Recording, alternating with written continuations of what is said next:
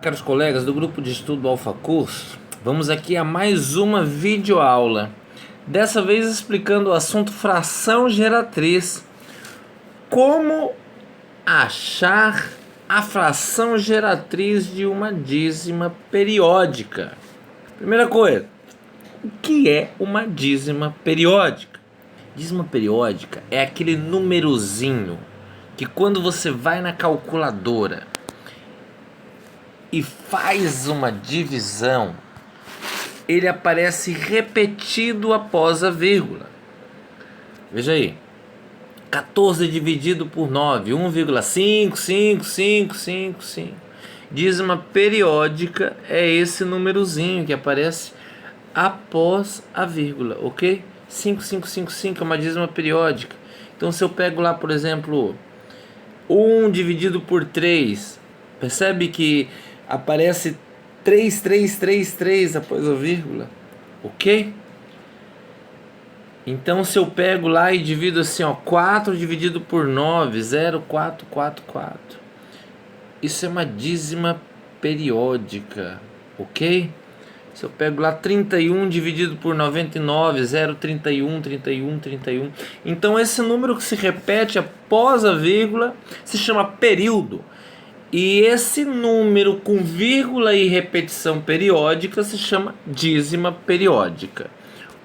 Ok? Ou seja, um número com vírgula é uma dízima periódica, desde que o que está depois da vírgula se repita. Bom, agora, como achar a fração geratriz de uma dízima periódica? O que é uma fração geratriz, professor? Fração geratriz é aquela fração que existia antes de aparecer a dízima periódica.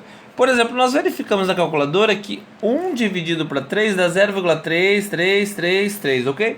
1 dividido para 3 nada mais é do que 1 sobre 3 em forma de fração. 1 sobre 3, se verificarem lá na aula de fração, vão verificar isso, que 1 sobre 3 significa 1 dividido para 3. E 1 dividido para 3 dá exatamente 0,333, isso é infinito. Percebe? Então, fração geratriz é essa fração que aparece antes.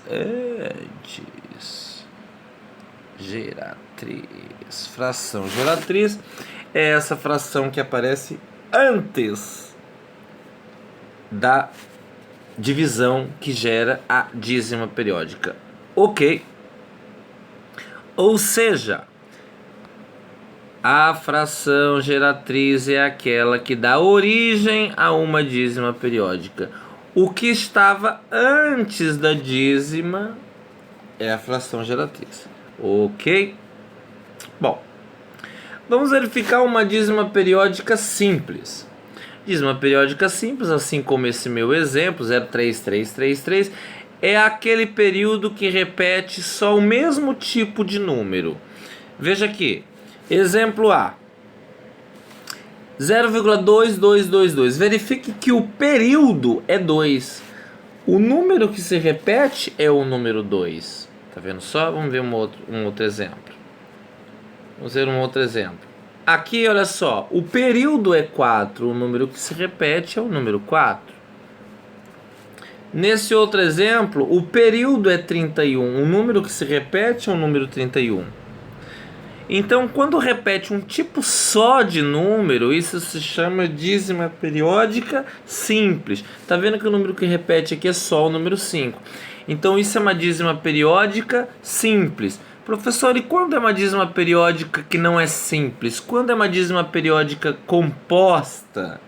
Veja bem, verifique que aqui não repete um tipo só de número. Primeiro aparece o número 2, depois começa a aparecer o número 777. Nesse caso não é uma dízima periódica simples, é composta. Então vamos lá.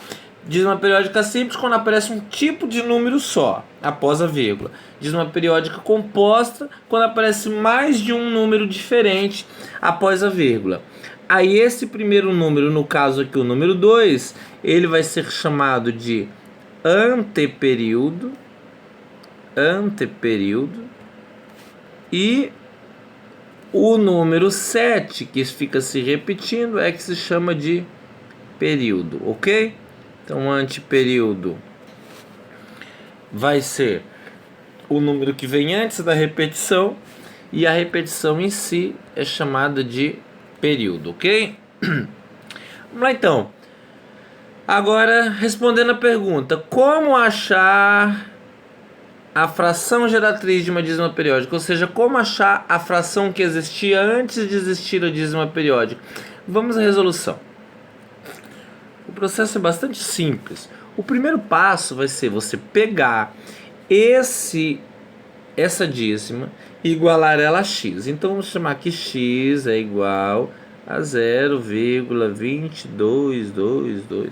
Isso é infinitamente que o número 2 se repete, ok? Feito isso, o próximo passo tem que dar um jeito desse período que é 2 vir parar antes da vírgula.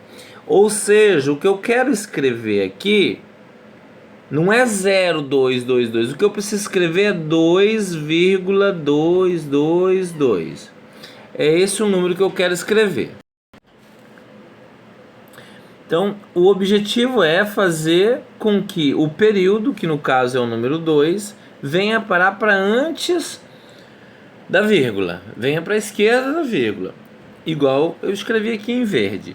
Gente, quando eu faço esse 2 pular para a esquerda da vírgula, ou fazer a vírgula pular para a direita, é como se eu estivesse multiplicando isso daqui por 10.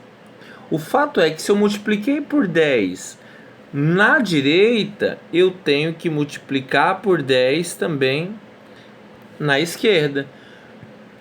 Então é 10 vezes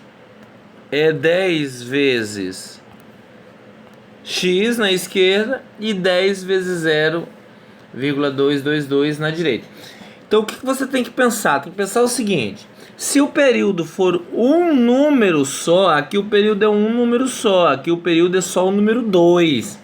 Então, quando o período é um número só, você multiplica a equação montada por 10. Presta atenção. Se o período for um número só, multiplica por 10. É só um número, é só o número 2 o período. 2, 2, 2, é um número só a repetição. Então, multiplica por 10. Bom, se eu estou fazendo 10 vezes x, claro, dá 10x.